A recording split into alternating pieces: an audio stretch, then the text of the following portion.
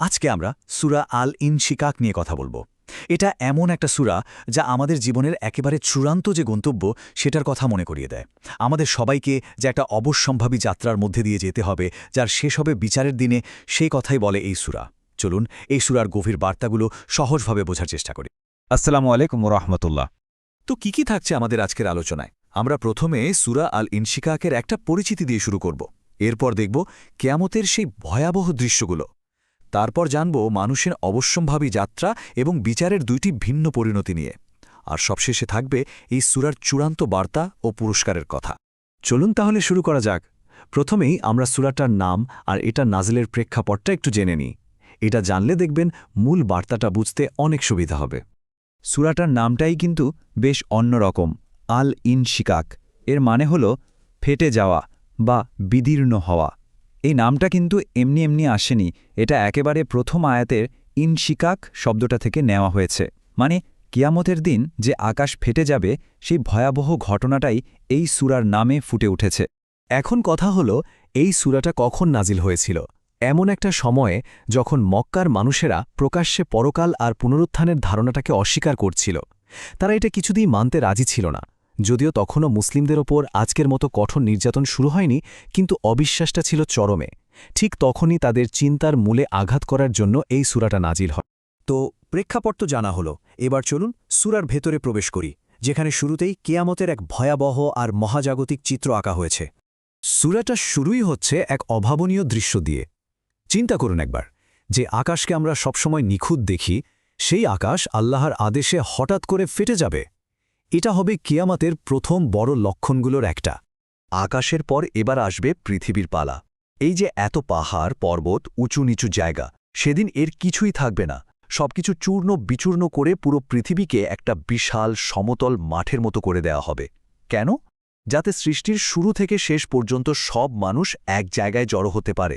আর শুধু তাই না, পৃথিবী তার ভেতরে জমে থাকা সবকিছু সেদিন বের করে দেবে। যত মৃতদেহ আছে, মানুষের যত কাজের সাক্ষী প্রমাণ আছে, কিচ্ছু আর গোপন থাকবে না। পৃথিবী সেদিন হয়ে যাবে একদম শূন্য। কিন্তু একটা প্রশ্ন আসতেই পারে, তাই না? আকাশ আর পৃথিবী কেন নিজেদের স্বাভাবিক রূপ ভেঙে এমনটা করবে? উত্তরটা খুব সহজ, কারণ এটা তাদের রবের নির্দেশ। আর আল্লাহর সৃষ্টি হিসেবে তার আদেশ অমান্য করার কোনো ক্ষমতাই তাদের নেই। এটাই তাদের জন্য একমাত্র বাস্তবতা। এই যে বিশাল মহাজাগতিক ঘটনার বর্ণনা, এরপর সূরাটা হঠাৎ করেই ফোকাসটা নিয়ে আসছে আমাদের দিকে, মানে প্রত্যেকটা মানুষের ব্যক্তিগত যে যাত্রা, সেটার দিকে। যে যাত্রাটা কেউ চাইলেও এড়াতে পারবে না। এখানে একটা দারুণ মৌলিক সত্য তুলে ধরা হয়েছে।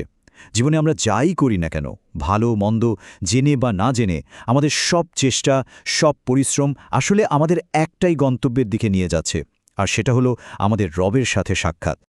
আমাদের জীবনটা আসলে স্থির কিছু না, এটা একটা জার্নির মতো, যেটা কয়েকটা ধাপ পার হয়ে এগিয়ে যাচ্ছে। জীবন থেকে মৃত্যু, তারপর বারজাক বা কবরের জীবন, সেখান থেকে আবার পুনরুত্থান, এরপর হাসরের ময়দানে জমায়েত, আর সবশেষে বিচার এবং প্রতিদান। এই পর্যায়গুলো আমাদের প্রত্যেককেই পার হতে হবে। আচ্ছা, এই দীর্ঘ যাত্রার শেষে কি হবে? যখন সবাই হাসরের ময়দানে এসে দাঁড়াবে, তখন কি ঘটবে?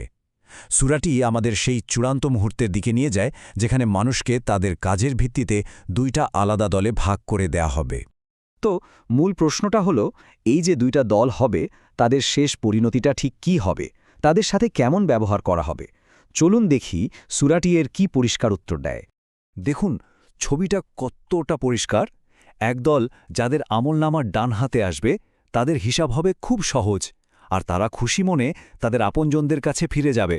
আর আরেক দল, যাদের আমলনামা দেওয়া হবে পিঠের পেছন দিক থেকে, তারা লজ্জায়, হতাশায় শুধু ধ্বংসই চাইবে, আর তাদের শেষ ঠিকানা হবে জ্বলন্ত আগুন। এখানে একটা শব্দ ব্যবহার করা হয়েছে, সহজ হিসাব। এটা আসলে কি? এটা কিন্তু কোনো কঠিন জেরা না, যেখানে ধরে ধরে প্রত্যেকটা পাপের কৈফিয়ত চাওয়া হবে। বরং এটা হলো শুধু আমলনামাটা সামনে পেশ করা, আর আল্লাহ তার দয়ায় ভালো কাজের কারণে ছোটখাটো ভুলগুলো উপেক্ষা করবেন। আর এই বিষয়টা আমাদের নবীজি সাল্লাল্লাহু আলাইহি ওয়াসাল্লাম আরও সহজ করে বুঝিয়ে দিয়েছেন। তার একটা কথাতেই পুরো ব্যাপারটা পরিষ্কার হয়ে যায়। তিনি বলেছেন, যার পুঙ্খানুপুঙ্খ হিসেব নেওয়া হবে, মানে যাকে জেরা করা হবে, সে তো ধ্বংস হয়েই যাবে। সুতরাং এই সহজ হিসাবটা আসলে আল্লাহর একটা বিশাল রহমত। তো আমরা আলোচনার প্রায় শেষ দিকে চলে এসেছি। এবার চলুন দেখি এই সূরার ফাইনাল মেসেজটা কি। এখানে একদিকে যেমন অস্বীকারীদের জন্য কড়া সতর্কবার্তা আছে, তেমনি বিশ্বাসীদের জন্য আছে এক দারুণ প্রতিশ্রুতি। শেষ দিকে এসে আল্লাহ কয়েকটা প্রাকৃতিক জিনিসের শপথ করছেন, যেমন সূর্যাস্তের পর আকাশের লালিমা, রাত আর চাঁদের। কেন? কারণ তিনি একটা অনিবার্য সত্যকে প্রতিষ্ঠা করতে চান। এই জিনিসগুলো যেমন এক অবস্থা থেকে আরেক অবস্থায় যায়, ঠিক তেমনি আমাদের জীবন একটা অবস্থার দিকে এগিয়ে যাচ্ছে। এ শপথগুলোর মূল কথা হল এই যে প্রকৃতির পরিবর্তনগুলো দেখছ, এগুলো যেমন ধ্রুব সত্য, ঠিক তেমনি মানুষের জীবন থেকে পরকালের দিকে যাত্রা এবং চূড়ান্ত বিচারও একটা নিশ্চিত বাস্তবতা। এটা নিয়ে কোনো সন্দেহের সুযোগই নেই। শেষ পর্যন্ত সেই দুটো পথের কথাই আবার আসছে। যারা সত্যকে জেনেও অস্বীকার করে, তাদের জন্য অপেক্ষা করছে কষ্টদায়ক শাস্তি। আর অন্যদিকে যারা ঈমান এনেছে এবং ভালো কাজ করেছে, তাদের জন্য রয়েছে এমন পুরস্কার যা কোনোদিনও শেষ হবে না। আর এই আলোচনাটা আমরা শেষ করতে চাই সূরারই করা একটা শক্তিশালী প্রশ্ন দিয়ে। এত কিছু জানার পরেও, এত পরিষ্কার নিদর্শনের পরেও তাদের কি হয়েছে যে তারা সত্যের সামনে নত হয় না? সত্যিই তো এটা আমাদের সবার জন্য ভাবার মতো একটা প্রশ্ন।